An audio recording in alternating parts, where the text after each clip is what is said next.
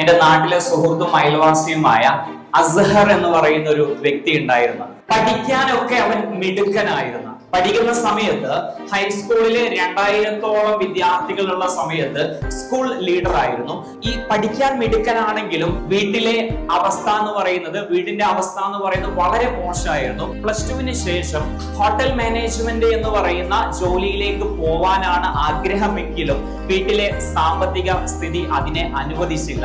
എന്നിട്ടും അവന്റെ ഉപ്പ കഷ്ടപ്പെട്ടിട്ട് അസ്ഹറിനെ ഹോട്ടൽ മാനേജ്മെന്റ് എന്ന് പറയുന്ന കോഴ്സ് പഠിപ്പിക്കുകയാണ്. പിന്നീട് ദുബായിൽ ഒരു ജോലി ലഭിക്കുകയാണ്. ആ ജോലി ലഭിച്ചതിന് ശേഷമാണ് അവരുടെ വീട്ടില് കിണർ പോലും കുത്തുന്നത്. അങ്ങനെ 2019 ആവുന്ന സമയത്ത് ലോകമെമ്പാടും കോവിഡ് ബാധിച്ചിരിക്കുകയാണ്.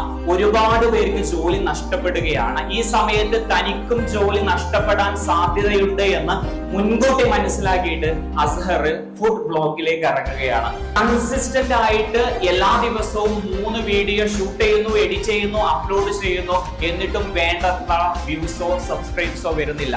അങ്ങനെ 1000 സബ്സ്ക്രൈബ്സ് ഉണ്ടാക്കാൻ വേണ്ടിയിട്ട് കല്യാണത്തിന് പോകുന്ന സമയത്ത് അവരെ കൊണ്ട് സബ്സ്ക്രൈബ് ചെയ്യിപ്പിക്കുന്നു. പെട്രോൾ പമ്പിന്റെ അടുത്ത് പോയിട്ട് അവിടെയുള്ള ആളുകളെ കൊണ്ട് സബ്സ്ക്രൈബ് ചെയ്യിപ്പിക്കുന്നു. അങ്ങനെ നിരന്തരം വീഡിയോ ചെയ്യുന്നതിന്റെ ഫലമായിട്ട് പ്രൊമോഷൻ വീഡിയോ ഒക്കെ അദ്ദേഹത്തെ തേടി വരുന്നു. അപ്പൊ ഇതിന്റെ സാധ്യതകളൊക്കെ മനസ്സിലാക്കിയിട്ട് അദ്ദേഹം ഒരു വിഷനും ഗോളും സെറ്റ് ആക്കിയതിനു ശേഷം കയ്യിലുണ്ടായിരുന്ന ജോലി റിസൈൻ ചെയ്യുകയാണ്. ഈ ജോലി റിസൈൻ ചെയ്യുന്ന സമയത്ത് വീട്ടുകാരും നാട്ടുകാരും ഒക്കെ പല രീതിയിലും അതിനെ പിന്തിരിപ്പിക്കാൻ ശ്രമിച്ചെങ്കിലും തന്റെ വിഷൻ എന്താണ്, തന്റെ പ്ലാൻ എന്താണ് കൃത്യമായിട്ട് മനസ്സിലാക്കിയിട്ട് മുന്നോട്ട് പോവുകയാണ്. ഇപ്പം അവരുടെ ഒരു അവസ്ഥ എന്താണെന്ന് ചോദിച്ചു കഴിഞ്ഞാൽ ഇൻസ്റ്റഗ്രാമിലും ടിക്ടോക്കിലും യൂട്യൂബിലുമായിട്ട് 1 മില്യൺ ഫോളോവേഴ്സും.